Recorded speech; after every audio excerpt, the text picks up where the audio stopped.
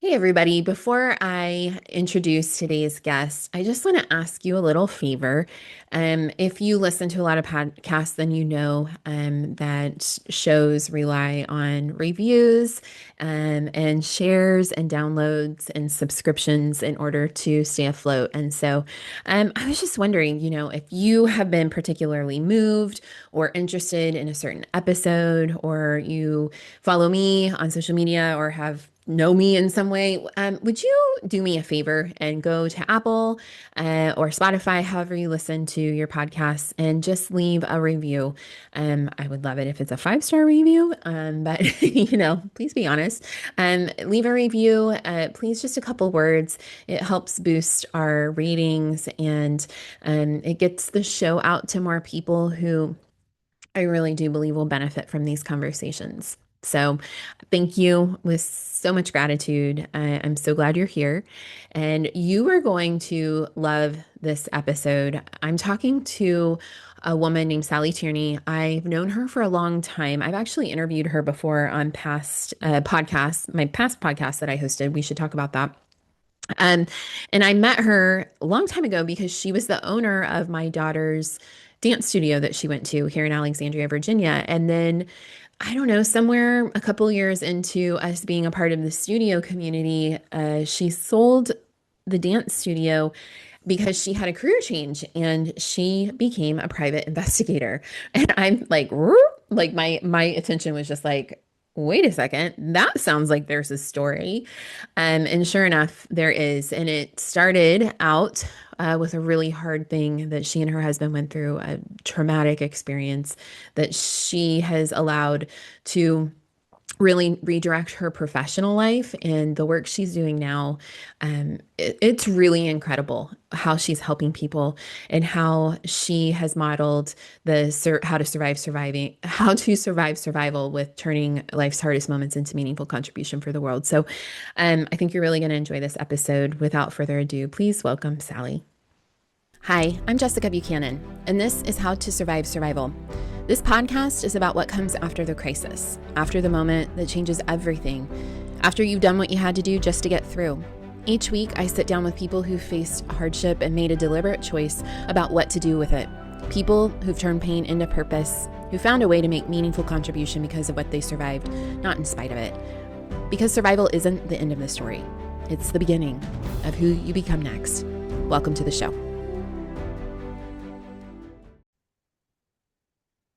Sally, it's been a while since I've seen you face to face, so I'm super grateful to have this time together to have this conversation. Thank you so much for sharing your time with me today.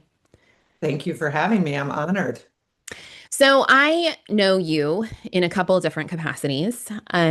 I met you years and years ago when my daughter, who's now 11, first started attending dance classes at the dance studio that you owned in the Alexandria area where we both reside. And then as the years went on, I had conversations with you with my other podcasts. We should talk about that. And those were more around, midlife career changes and whatnot. But I'm super curious for you to share your story in terms of, yes, the career change, because it's really fascinating, but also how you came to that career change because it's so drastic. And I'm sure you get all kinds of reactions when people find out what you do. But I would love to just start with kind of at the beginning, if you can just give us a brief overview of what happened to precipitate this massive shift. Sure. So, yeah, I was a dancer my entire life, ever since I was 5 years old. That's the only thing I was ever good at. It's the only thing I ever did and enjoyed. I was a professional dancer. I was a dance teacher for many years, and then I opened a dance studio. And it's just like I was living my dream, really. Mhm. Mhm. And like somebody smacked me right upside the head. My husband was wrongly accused of a horrible crime. Oh God. And yeah, it was the most scared I've ever been in my life. It Mm, lasted about 2 years before he was completely exonerated, okay. written apology, um, all the things that you get that most people never get when that happens to them. Yeah. And it was Mhm. just, I can't describe how much it turned our life upside down and made Mhm. us see the world in such a different way.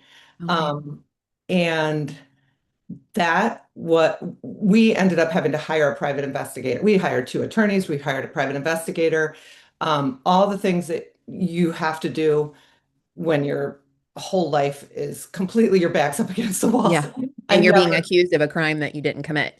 absolutely. Yeah. And it was so bizarre. My husband would always say, like, you couldn't dream this up in a Right. million years, It's like and one of here those we are. situations where the truth is stranger than fiction, right? It was so Yeah. nuts. Yeah. So I mean, I certainly never saw us hiring a private investigator, let alone me becoming one.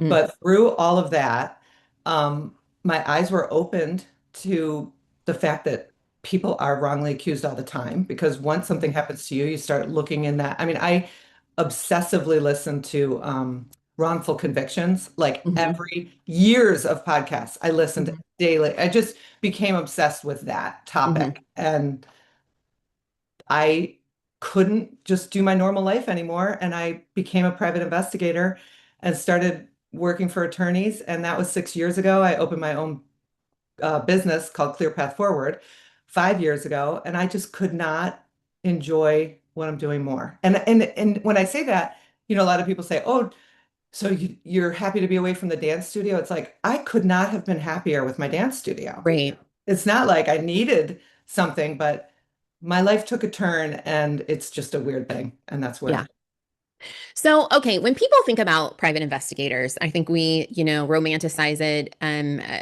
based off of like what we've read in true like crime novels or what we see on TV. And I'm picturing you like in your, very nondescript sedan, parked on city streets with a high zoom, high resolution camera, and you're following people around. Is that what being a private investigator is like? a teeny tiny bit, really no. I did purposely get a nondescript navy blue sedan. Okay. But I do very little surveillance myself, but Okay. I do hire people to do surveillance under certain circumstances. That is not my biggest area of business. Got it. And again, you said what people, I get all kinds of reactions. A lot of people just picture me with like binoculars hiding in the Yeah. bushes. I Yeah, you're like your Dora the Explorer or something, right? no. Most of the time I'm in front of my computer Mm. or I mean, I'm in jails interviewing Mhm. people. I'm in courtrooms. I'm in attorneys' offices or I'm knocking on people's doors interviewing them. Okay. Are And you often knocking on people's doors, interviewing them who don't want to be interviewed? yes. I mean, some people don't. No, some people they're thrilled. Some people sit down and say, "Finally." I've had people say, "We've been Mm. waiting for you for 10 years." Depends on the case. Wow. Yeah, I mean that was a big one.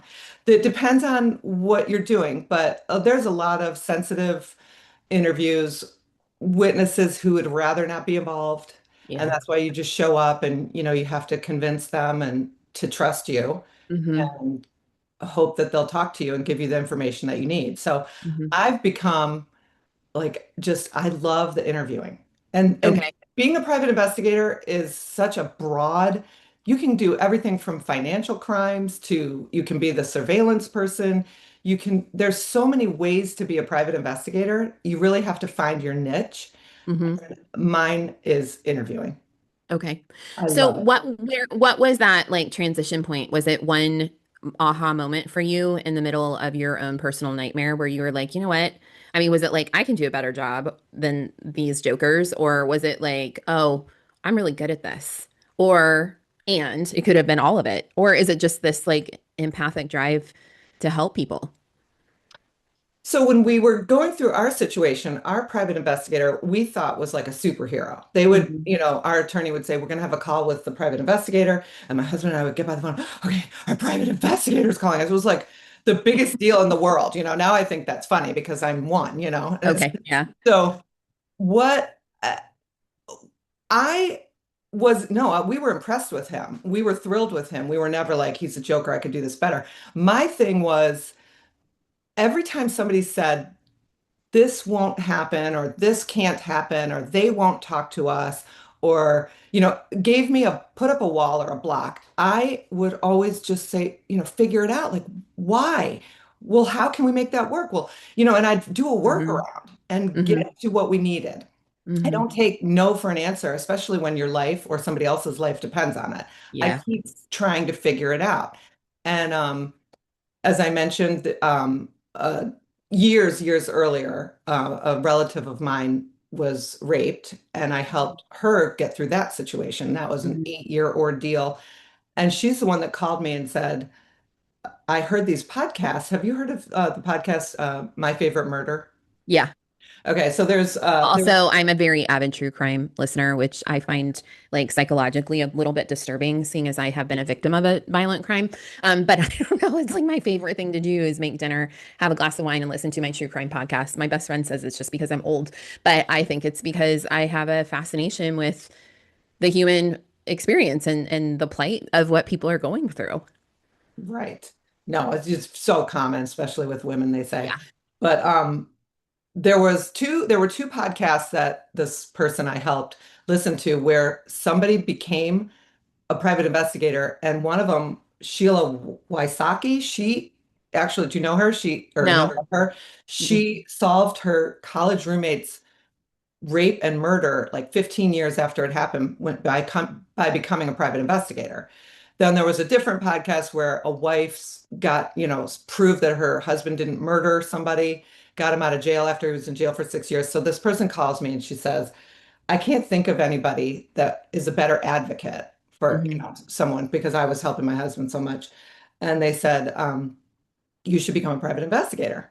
And I just thought, well, that's crazy. But then I Hmm. started looking into it and I realized I could. And it just seemed like, why not? Try, Hmm.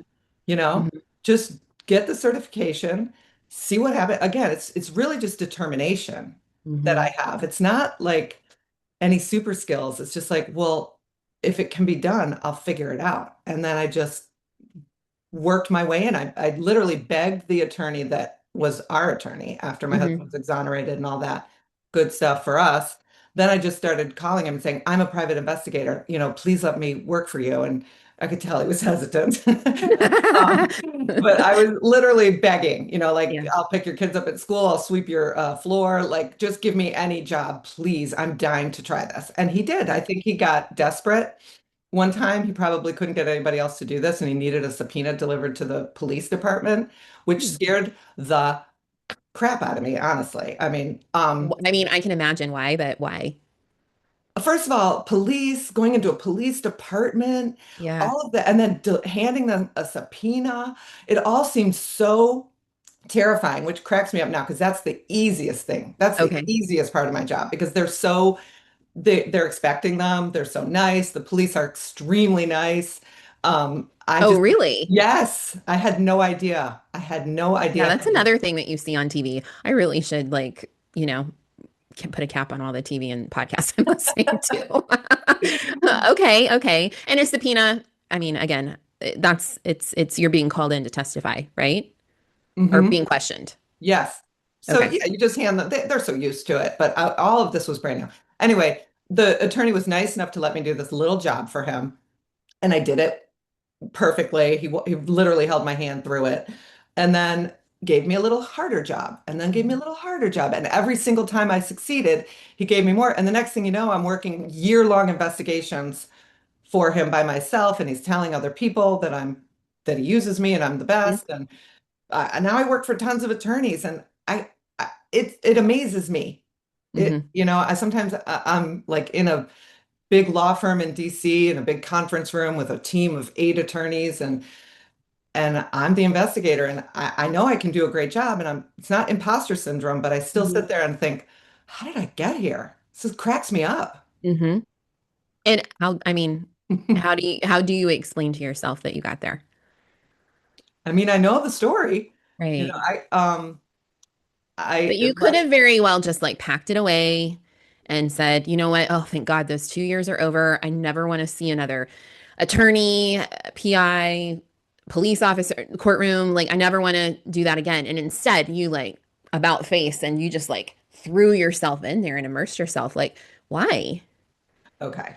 Well, I was so invigorated by my husband's exoneration. It took almost 2 years. It almost killed Mm-hmm. us. It was horrible. And then we got what almost nobody gets, and we had everything going for us. So I Mm-hmm. was um, I was amazed at how many people must do exactly what you're saying, Mm-hmm. cower, shrink, just their life, how can they get through? And once I did it for us, I want Mm-hmm. not that I did it alone. We had all kinds of Sure, help absolutely. Hmm. but once we got through it, I just wanted to empower the world Yeah.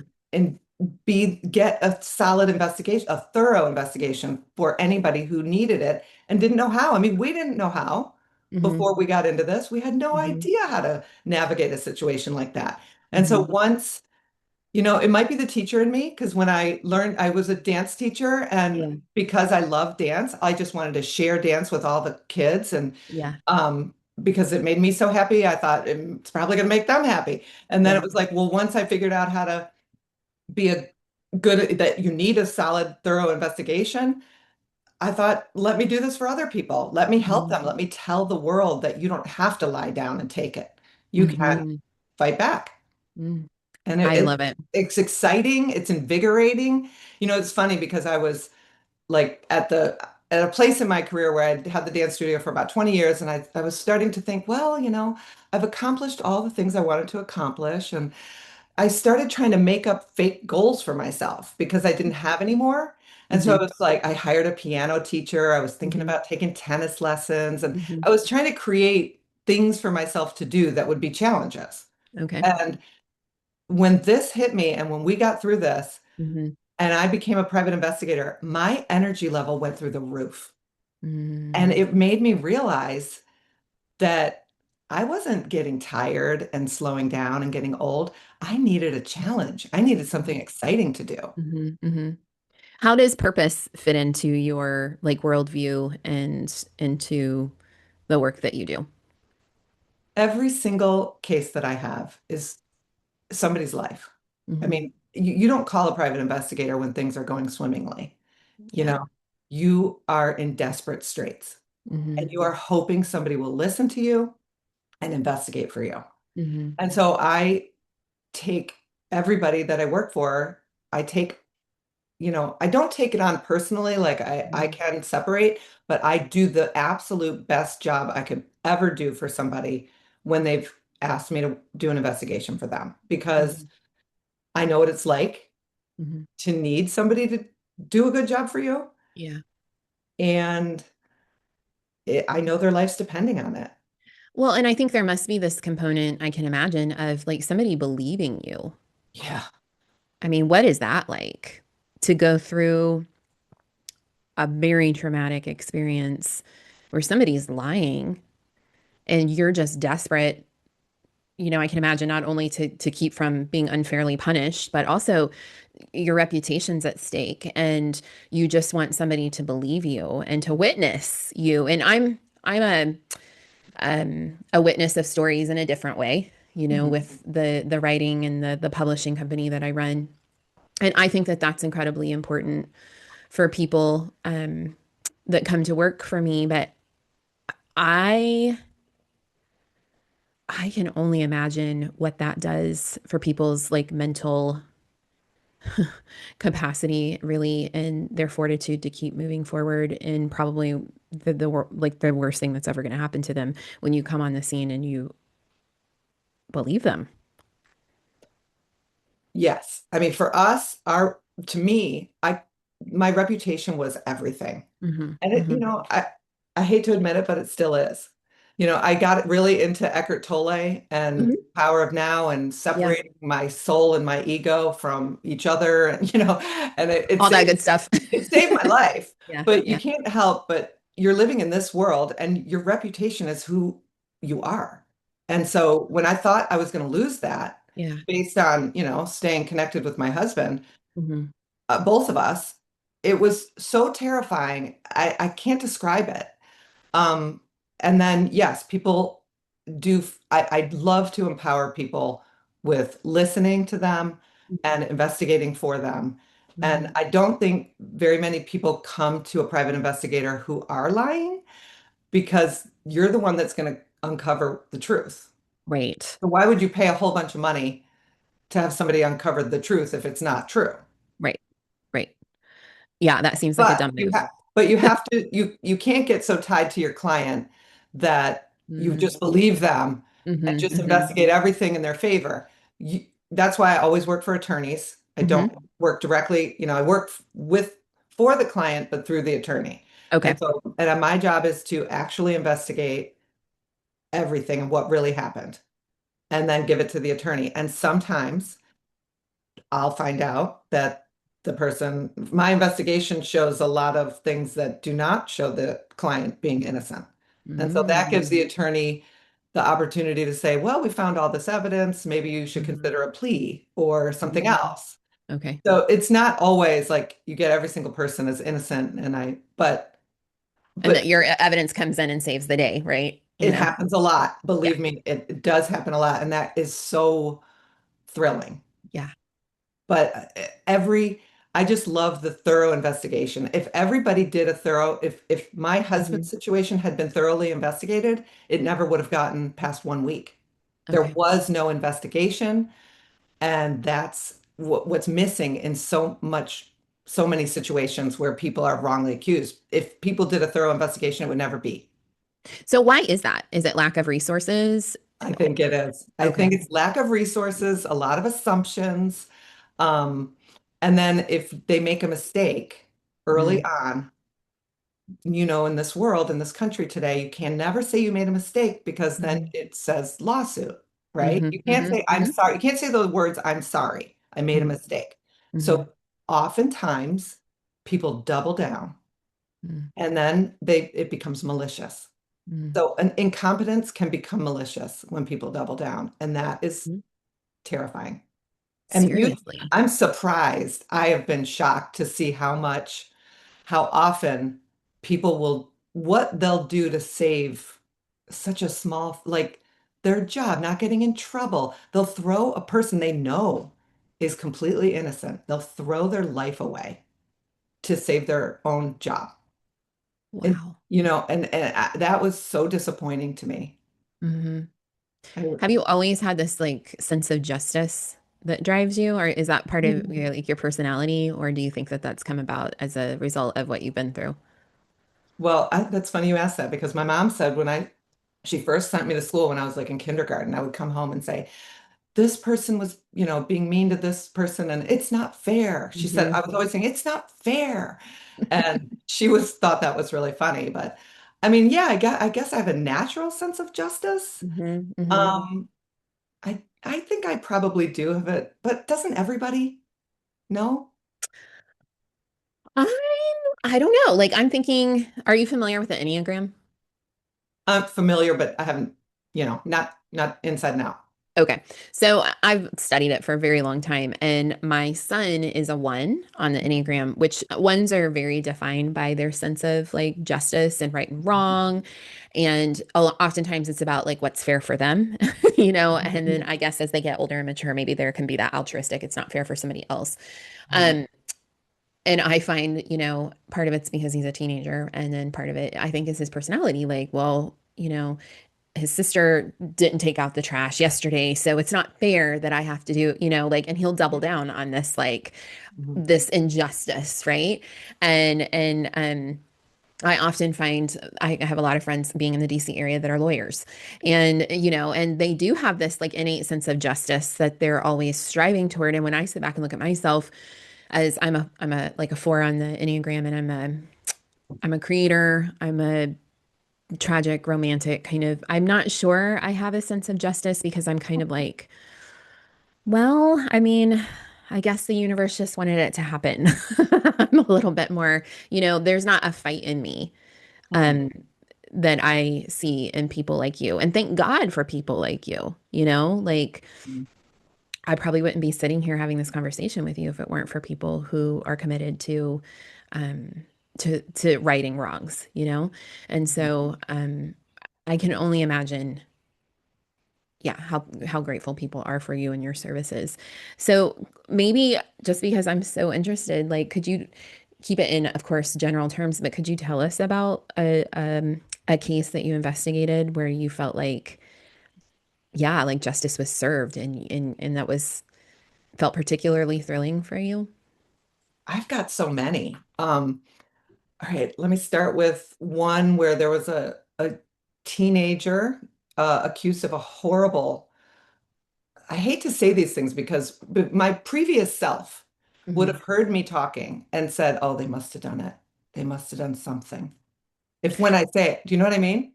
But Well, yeah, but like what do you mean your previous self? Like the one before before being a PI? before my husband was wrongly accused, if Mm. you had told me somebody was accused of doing something terrible, but they didn't do it, I am afraid that I would have thought he probably did something. Right. Like there's a thread of truth in everything, right? Yeah, Yeah, I think that but that's that's human not nature. always, but Hmm. that's not always true. Yeah. So there was, and you nobody knows who I'm talking about, but there was a teenager who was accused of a horrible sex crime. Hmm. And even I, when I was brought on as the investigator, thought, uh-oh, he Oh, probably really? did it. Even I. Mm. And Mm. then I investigated it for a year, and there's absolutely no way. It was impossible. No Really? way. Yeah. And I mean, I can't get into details, but Sure, sure. zero. I interviewed 60 people. There is no way this happened. It Mm. wasn't even logistically possible. Wow. Um, but they were going to he was going to have be tried as an adult, and he was facing 20 to 30 years. And oh, the defense attorney and I presented to the prosecutor my entire year-long investigation, and everything, everything. I can't even say the outcome because but Sure. everything went away. Put it that way. Okay. Went. And what does that feel like to know that your a year's worth of your work Mhm, saved this kid from spending pretty much his whole life in prison? mhm. The family was I was so impressed with that family. Hmm. I can't describe the love that they had for each other and the way Hmm. that they rallied around their brother and Hmm. just I don't know it I don't even know. I just feel like I did a really, really solid, good job. And there were times where we weren't sure how it was going to end. Hmm. So I try not to get too emotionally attached, even Hmm. though I really did want the truth to be put out there because Hmm. but I did everything I could. And that's what I always have to tell myself. Stay in your lane, do your job, don't get hijacked by emotions. You know, Hmm. it's not, it's you have a job to do.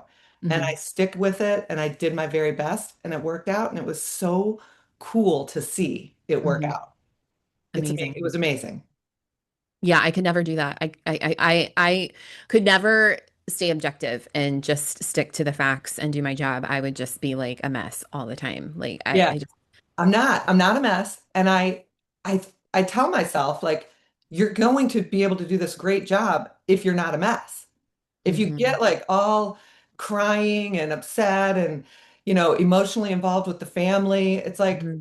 that you're going to be no good to anybody. You Yeah. have to be the strong one that does the actual work. Hmm. But I mean, then you sit next to the mother and in the courtroom and she's hugging me the entire time. I mean, it feels so good. Yeah. Well, and I mean, it has to be hard for you to like completely disassociate from that because you know what it feels like to be on the other side. I wouldn't use the word disassociate. I mean, there were times where I would say to them, like, listen, I've been through something Yeah. and you guys are somewhere right now. I don't know how this is going to work out, but I Hmm. can tell you, you can get through this. Hmm. You will not believe your life in a couple years because there were times when my husband and I in the middle of it Hmm. could not considered suicide, which is insane. I'd never in my entire life even thought about something like that. But Mm. I couldn't see living the way things looked like they were going to happen. And my husband considered it also, and we talked about it. Wow.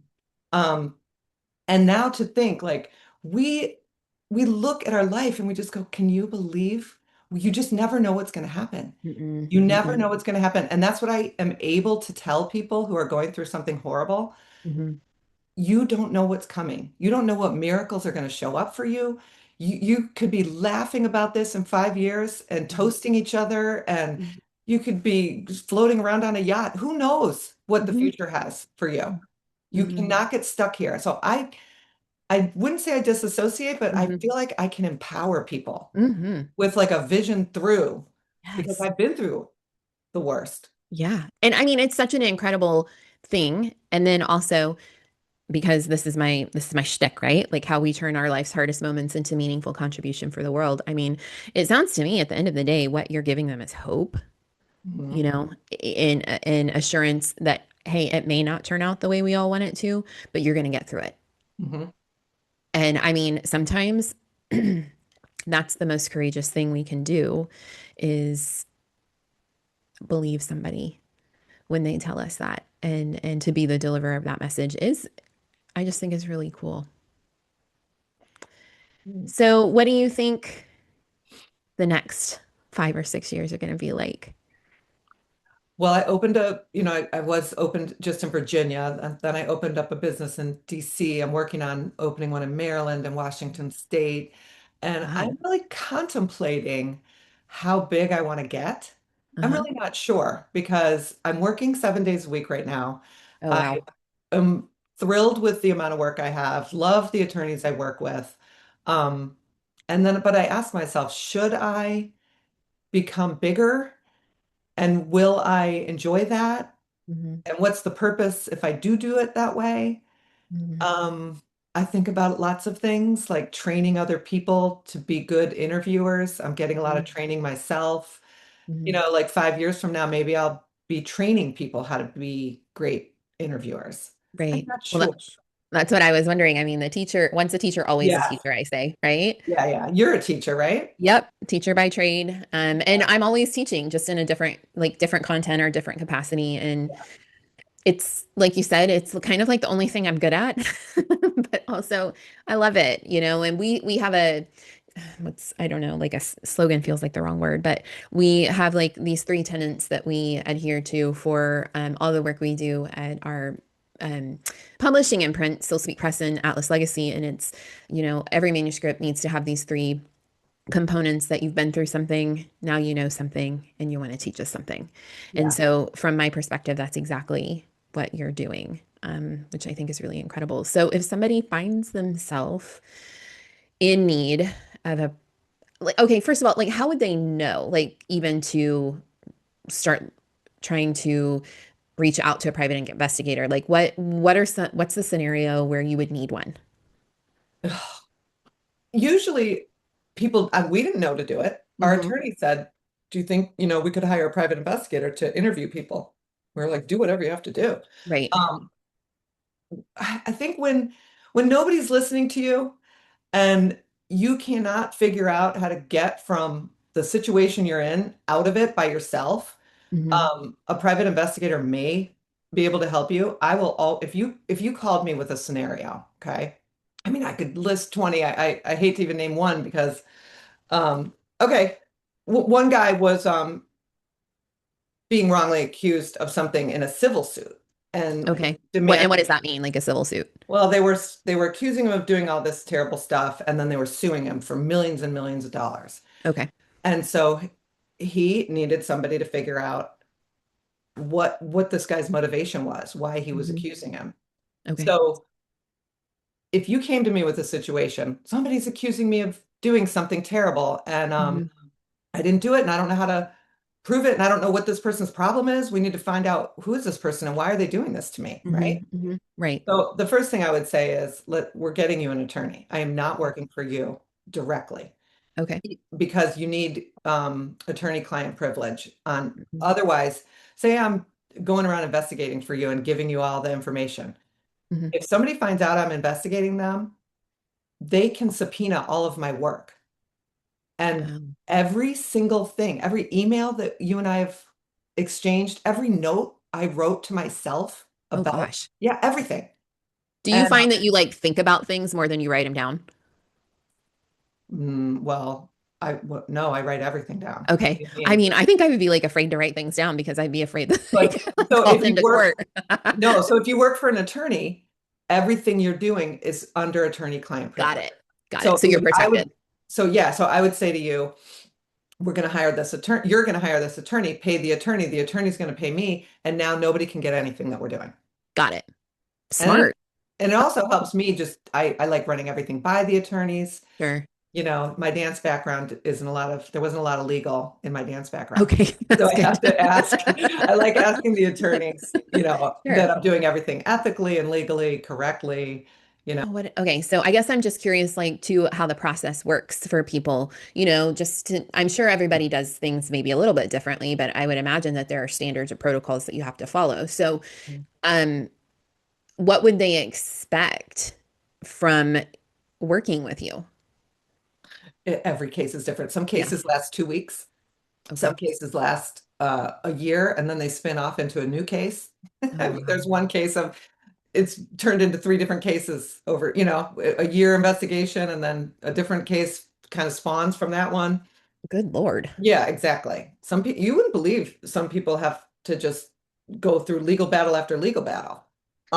And that you sometimes that's if positions of power, people go Hmm. are like after them, and they Hmm. spend a lot of times behind the scenes just fighting these terrible cases.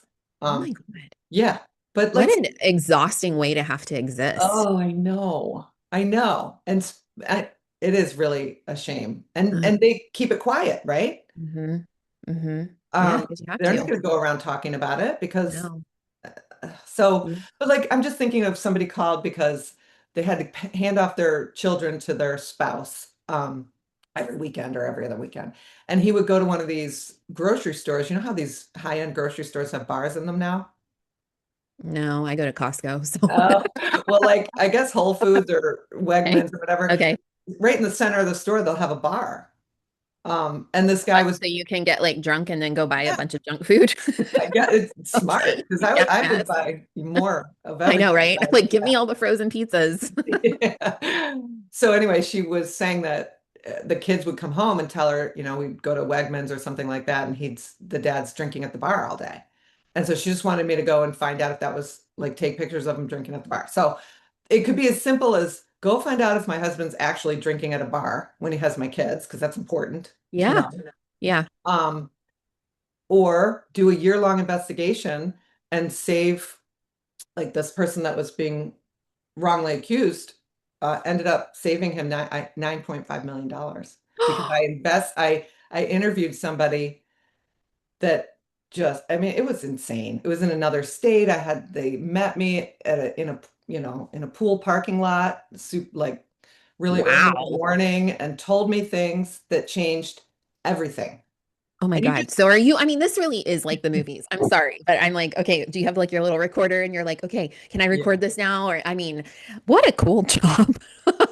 it couldn't be more fun. And when Yeah. you get like, I'm continually shocked at what people tell me. And it always starts off with, they'll never tell us that. Nobody will ever talk to us. And that's where I'm different, I think, the most. I always Hmm. say, well, we got to try. Yeah, they'll Hmm. definitely never talk to us if we don't go try to talk to them. Hmm. Yeah. And I'm shocked at how often I get people to tell me the thing.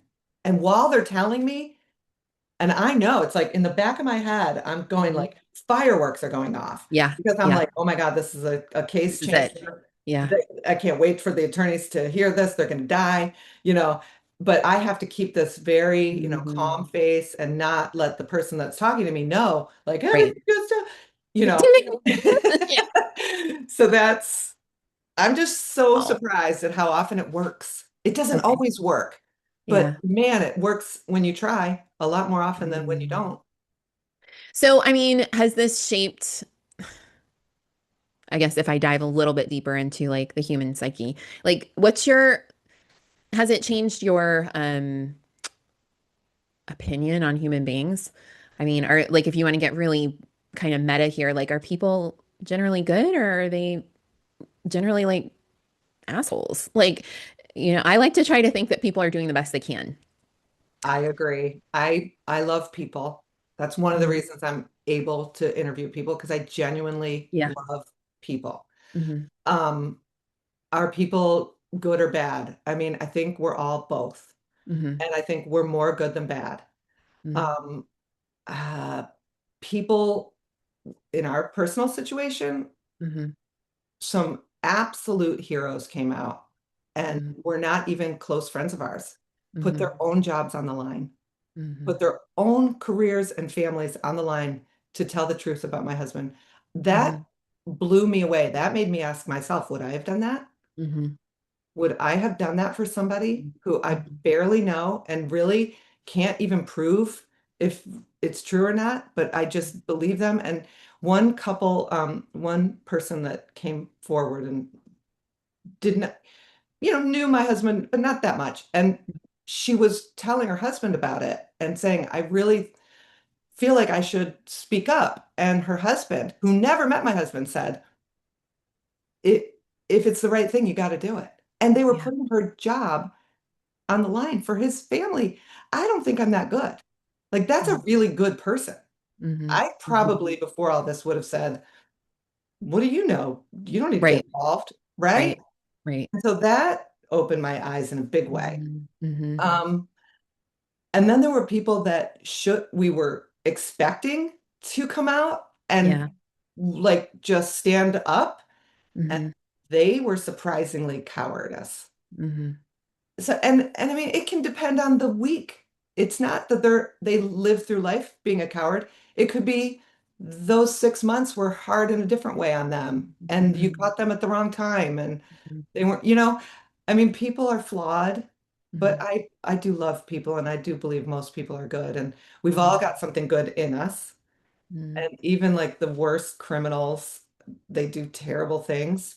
Mm-hmm. But then you start doing a mitigation investigation and you find out why. Yeah. I mean, their life, like from foster care to foster care and left out in the cold, and their parents were both on drugs and beat the crap out of them, and then you go, how can they not be this way? Yeah. So Yeah. I don't know. I don't know.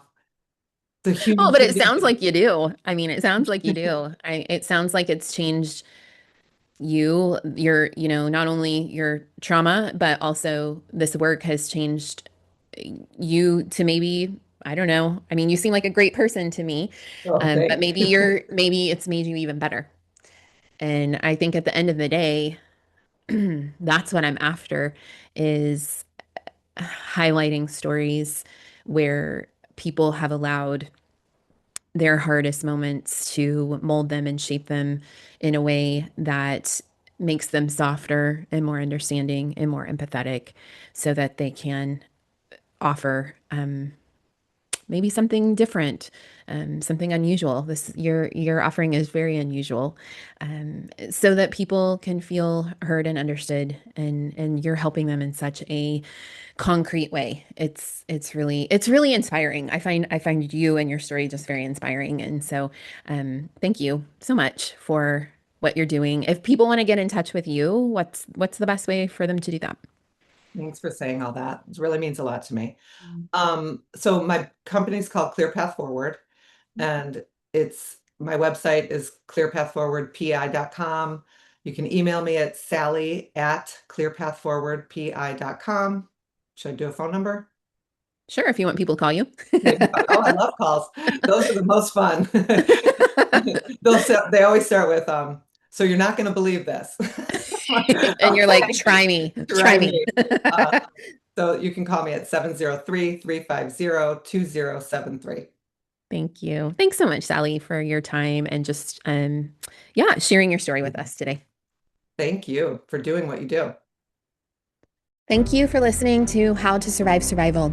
If you found something meaningful here, I'd ask for you to subscribe, share, or leave a 5-star review so these conversations can reach others who are walking their own road back. You can learn more about me and my work at www.jessbuchanan.com. And until next time, remember what happened to you is only part of the story. What you choose to do with it is where your power lives.